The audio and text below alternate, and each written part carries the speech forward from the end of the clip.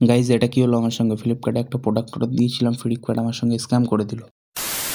তো প্রথমত সবাইকে রমজান মোবারক। আর এই ঘটনাটা প্রথম থেকে বলি, শীতকালের শেষের দিকে এই হালকা হালকা গরমে তো আজকে বহুদিন পর অনেকটা পেপসির অর্ডার ছিল, তাই প্রথমে সকালবেলা পেপসির গোলাটা কমপ্লিট করে নিলাম। তারপর পেপসিটা পাইপে ভরে নিলাম, আর দেখতে কিছুটা এরকম লাগছিল, তো আমি দ্রুত হাত চালিয়ে পেপসিগুলো কেটে নিলাম। তারপর পেপসি কাটা কমপ্লিট করে পেপসিগুলো নিয়ে প্রতিটা দোকানে পৌঁছে দিলাম। তারপর বিকেল 4টে বাজতে আমি রাস্তায় চলে আসলাম, কেননা ফ্লিপকার্টে আমার একটা প্রোডাক্ট অর্ডার দেওয়া ছিল। তো রাস্তায় কিছুক্ষণ ওয়েট করলাম, তারপর প্রোডাক্টটা নিয়ে বাড়ি রেখে দিয়ে আমি আর ভাই চলে গেলাম আসরের নামাজ পড়তে। তো তারপর আসরের নামাজ আদায় করে বাড়ি চলে আসলাম। এবার প্রোডাক্টটা খুলে দেখতে হবে প্রোডাক্টটা ঠিকঠাক আছে কিনা। তো অনেক ক্ষেত্রে কি হয়, প্রোডাক্ট আসে না, শুধু খালি প্যাকেট আসে। তো আমার প্যাকেটটা দেখে ঠিকঠাকই মনে হচ্ছিল, তো ভাই কাঁচ দিয়ে সেটাকে দ্রুত কাটতে শুরু করে দিল। তো প্রোডাক্টটা ছিল মুস্তাকের রশিয়ান ফেস ওয়াশ, এটা ছেলেদের জন্য নাম্বার 1 ফেস ওয়াশ।